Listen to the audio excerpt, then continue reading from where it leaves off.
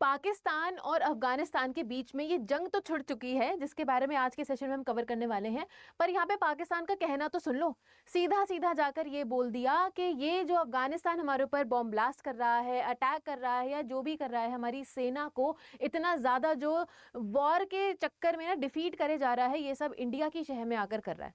भाई ये कौन सी बात हो जाती है? इंडिया तो यहाँ पर हमारा कोई लेना देना ही नहीं है भाई, आप लोग अपना आपस में जाके लड़ो, जो करना है करो, इंडिया के इससे क्या चीज लेना देना है। हाँ ठीक है, एक बात तो है कि अफगानिस्तान इंडिया का इस समय पे एलाय है, बट हम इस बात को भी डिनाई नहीं कर सकते अफगानिस्तान में कितना ज्यादा हाई लेवल का फीमेल्स के साथ में उनके राइट्स का वायलेशन किया जाता है।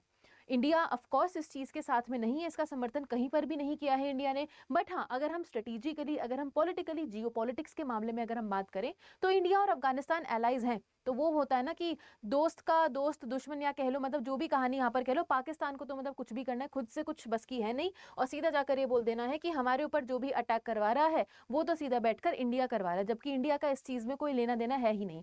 आज के सेशन में हम समझने वाले हैं कि ये जो अफगानिस्तान और पाकिस्तान का जो वॉर चल रहा है, इसमें इंडिया का क्या लेना देना है। ऑल दो इंडिया का कोई लेना देना है नहीं, बट अब हम इस चीज़ को ये समझेंगे कि बेसिकली हुआ क्या ऐसा, ये जो वॉर की सिचुएशन इन दोनों देशों के बीच में अगर खड़ी भी हुई है तो कैसे हुई है। सबसे पहले तो अगर हम आज की बिल्कुल लेटेस्ट अपडेट के बारे में बात करें तो अफगानिस्तान ने और पाकिस्तान ने यहाँ पे ओपन वॉर अफगानिस्तान के ऊपर डिक्लेयर कर दिया है, और साथ ही में क्या किया है, फाइटर जेट्स को काबुल में जाकर वहाँ पे उनकी बॉम्बिंग करी है। और ये भी ये लोग कह रहे हैं कि हमने जाके काबुल में काफ़ी ज़्यादा डिस्ट्रक्शन भी किया है और फाइटर जेट्स ने जाके वहाँ पर बॉम्ब गिराए। तो Pakistan defence minister Khawaja Asif said that it is now an open war between Pakistan and Afghanistan Taliban government as explosions were reported in Kabul. तो काबुल में काफी ज्यादा एक्सप्लोजन्स देखने को मिले थे।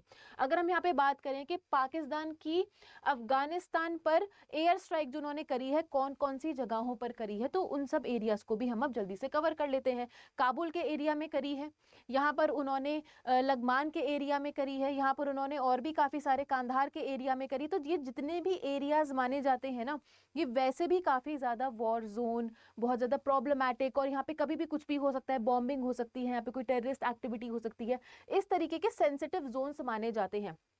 इन जनरल भी अगर कोई ट्रैवल के लिए एडवाइस भी किया जाता है ना, तो बोला जाता है कि आप इन सब एरियाज में तो बिल्कुल भी मत जाना, क्योंकि यहाँ पर नीचे बैठा है पाकिस्तान, कभी भी मन करता है इनका जो जी करे इन लोगों का, कभी इधर जाके तो इंडिया में जाके अटैक करने लग जाते हैं और कभी जाके यहाँ पे अफगानिस्तान के ऊपर अटैक करने लग जाते हैं। मतलब खुद इनको शांति से बैठना नहीं है और ना ही किसी और को इनको शांति से बैठने देना है। तो पाकिस्तान ने ये दावा किया है कि तालिबान ने एबटाबाद और नशोरा में ड्रोन के जरिए वहां पर उनके एरिया में, पाकिस्तान के एरिया में उन्होंने वहां पे हमला किया था। और सूचना मंत्री ने वहां पे ये भी कहा कि इन शहरों में छोटे ड्रोन देखे गए हैं, मतलब अगर जहां पे अटैक भी हुआ है उसके अलावा भी यहाँ पे छोटे छोटे ड्रोन देखे गए हैं जिन्हें सुरक्षा बलों ने मार गिराया है। अब ये लोग तो कह रहे हैं ऐसे सुरक्षा बलों ने मार गिराया है, बट असलियत में तो पाकिस्तान की ही यहाँ पर छुट्टी हो रही है। तो अगर हम यहाँ पे और थोड़ा सा पीछे चले, हिस्ट्री में चले, ये बेसिकली पूरा इशू शुरू कब हुआ था। तो ये पूरा इशू शुरू हुआ था, आप यहाँ पे देख सकते हो 6 फरवरी 2026 की ये रिपोर्टिंग है, जहाँ पे 31 people were killed in blast at mosque in Pakistan capital official says. तो पाकिस्तान के ही एक मॉस्क में, एक मस्जिद में 31 लोगों की जान गई थी। किस तरीके से? बॉम्ब ब्लास्ट के तरीके से बॉम्ब ब्लास्ट कर दिया गया था। अब आप लोग ये देख सकते हो कि कहाँ तो हम धर्म के मामले में, हम इंडिया में कितनी ये पॉलिसी लेकर चलते हैं, सेक्युलरिज्म की पॉलिसी लेकर करते हैं, बट मेजरली अगर हम ये देखें, पाकिस्तान और अफगानिस्तान का जो रीजन है पूरा, ये पूरा मुस्लिम सेंट्रिक रीजन ही है, मुस्लिम कम्युनिटी का रीजन ही है। तो कहाँ से यहाँ पर पीस होता हुआ दिख रहा है? ये जो पूरा का पूरा यहाँ पे ये जो कम्युनिटी है, they are bombing each other only. तो ऐसा क्यों हो रहा है? आपके इतने आइडियोलॉजिकल डिफरेंसेस अपने खुद के धर्म में कैसे हो सकते हैं कि आप एक दूसरे के ऊपर ही बॉम्ब गिराना स्टार्ट कर दो और एक दूसरे को ही मारना स्टार्ट कर दो।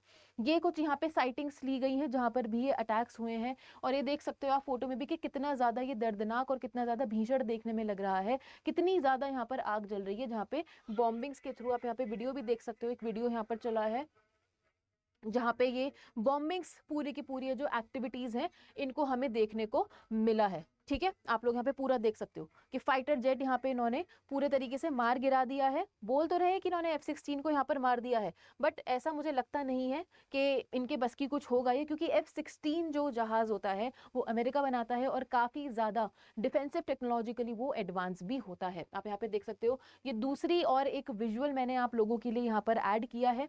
इसको आप देख सकते हो कितना बड़ा धमाका है ये, कितना बड़ा धमाका, कितना बड़ा ब्लास्ट है। मतलब इससे, इसको देख के तो मुझे हिरोशिमा और नागासाकी वाला जो ब्लास्ट है ना वो याद आ रहा है। कितना भीषण रहा होगा ये वहाँ के लोगों के लिए जब ये ब्लास्ट वहाँ पे हुआ होगा। तो आगे चलते हैं, अगर हम अगले उस पर चलेंगे अगर हम, तो देखेंगे यहाँ पर एक और यहाँ पे वीडियो है, एक और यहाँ पर वीडियो देखिए।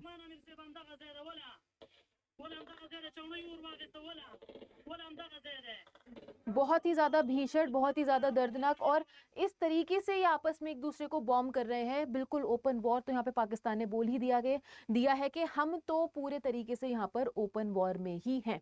अगर हम यहाँ पे बात करें और अपडेट के बारे में, तो ट्वीट किया गया है, along the so called Durand line heavy retaliatory offensive operations have been launched against the enemy by the Islamic Emirate of Afghanistan through the 203 Mansouri Corps and the 201 Khalid bin Walid Corps at various points in the provinces of Pakita Khost and Kunar, Nuristan and Nangar at the Torkham gate. तो पाकिस्तान ने तो वैसे भी इस दुरंत line को पूरा मानने से कंप्लीटली मना कर ही दिया है, बट अगर हम आगे चल के यहाँ पर देखें, आगे चलकर यहाँ पे देखें, तो deputy spoke person of Islamic Emirate of Afghanistan, उन्होंने ही ये वाला ट्वीट किया है और उन्होंने बोला है कि किस तरीके से यहाँ पे पाकिस्तान उनके ऊपर रेगुलर तरीके से बॉम्ब किया जा रहा है। अगर हम यहाँ पे ख्वाजा एम आसिफ के बारे में बात करें, ख्वाजा एम आसिफ इन्होंने क्या बोला है यहाँ पे, after the withdrawal of NATO forces it was expected that there would be peace in Afghanistan. ये कह रहे हैं कि नेटो फोर्सेज ने जब से वहां पे छोड़ दिया है अपना सब कुछ, तो हमने सोचा था कि यहाँ पर तो अब पीस रहने वाला है अफगानिस्तान में। बट इन्होंने क्या बोला है कि तालिबान अपने इंटरेस्ट में, अपने लोगों का बढ़ावा करने में, डेवलपमेंट करने में, अपने लोगों के साथ कुछ अच्छा करने में इस चीज पे फोकस करेगा, बोला है इन्होंने ऐसा। पर however Taliban turned Afghanistan into colony of India. ये देख लो जरा, पाकिस्तान ये सीधा सीधा बोल रहा है कि तालिबान ने इंडिया का सहारा लेकर हमारे ऊपर अटैक किया। इंडिया का यहाँ पे कौन सा यहाँ पे बात आ गई है? इंडिया का क्या लेना देना है? आप एक दूसरे को बॉम्ब से उड़ा दो, इंडिया का क्या लेना देना है इस चीज में? ठीक है, they gathered all the terrorist. मतलब इससे देख सकते हो आप, इंडिया के ऊपर सीधा सीधा आरोप लगा रहा है कि इंडिया तो टेररिस्ट वहाँ पे सप्लाई कर रहा है, इंडिया तो वहाँ पे टेररिज्म को और ज्यादा फंड कर रहा है। सीधा सीधा इसका क्या कहना है? अगर ये कोई ट्वीट आया है किसी नेशन के किसी हेड से, तो उनका कहने का क्या मतलब है? इंडिया क्या कोई टेररिस्ट फंडिंग ऑर्गेनाइजेशन है? ऐसा तो हमें बिल्कुल भी नहीं लगता। उल्टा पाकिस्तान को ही काफ़ी ज़्यादा इंटरनेशनल ऑर्गेनाइजेशन से कंप्लीटली हटा दिया गया है, कहीं इनकी कोई बात नहीं सुनी जाती है और सीधा बोल दिया जाता है। मतलब they are just a brink away, इतना सा बस दूरी है ये कि इनको टेररिस्ट स्टेट करार कर दिया जाए। और तब भी देखो ये कैसे कैसे तरीके के यहाँ पे ट्वीट्स करते हैं। ठीक है, they gathered all the terrorist of the world in Afghanistan and began exporting terrorism. ये देख लो जरा, they deprive their own people of basic human rights, snatched away rights that Islam grants to women। अब अफगानिस्तान जो भी अपने देश में कर रहा है अपनी महिलाओं के साथ में, उसके लिए इंडिया कभी भी जस्टिफाई नहीं करता उस चीज़ को। वो अपने देश में जो भी कर रहा है उसके लिए इंडिया छोड़ो, कोई और कौन सा कंट्री आ रहा है अफगानिस्तान को वहाँ पर बोलने के लिए कि आप अपने देश की महिलाओं के साथ में क्या कर रहे हो? कौन सा कंट्री वहाँ पर आकर आवाज़ उठा रहा है? इंटरनेशनल प्लेटफॉर्म्स पर भी आवाज़ उठा रहा है अफगानिस्तान की महिलाओं के साथ जो भी हो रहा है। तो यहाँ पे इंडिया के बारे में इन्होंने जो नाम लिया है, मुझे तो समझ में नहीं आता कि इन्होंने किस मेंटल स्टेट में आकर ये इन्होंने इंडिया का यहाँ पर नाम लिया है। फिर उसके बाद में ये सीधा सीधा यहाँ पे बोल रहे, मैंने आप लोगों की हाईलाइट भी किया है कि तालिबान इंडिया का एक प्रॉक्सी बन चुका है और असलियत में इंडिया ही तालिबान को कंट्रोल कर रहा है।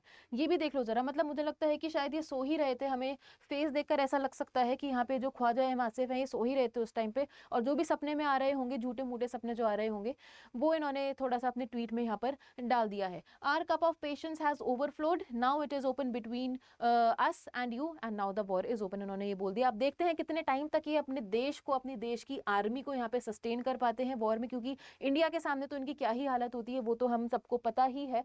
तो अभी ये देखना है कि पाकिस्तान अफगानिस्तान के सामने कितनी देर टिक पाता है। वॉर तो देखो कहीं पर भी हो, भले अफगानिस्तान कुछ करे या पाकिस्तान कुछ करे, दोनों तरफ से ये कोई अच्छी चीज़ नहीं होती है और हमेशा इंडिया का एक पीस की तरफ ही स्टांस रहा है। इंडिया कभी भी इस चीज़ को सपोर्ट नहीं करता है कि कोई भी कंट्री एक दूसरे को जाकर अगर बॉम्ब कर रहा है।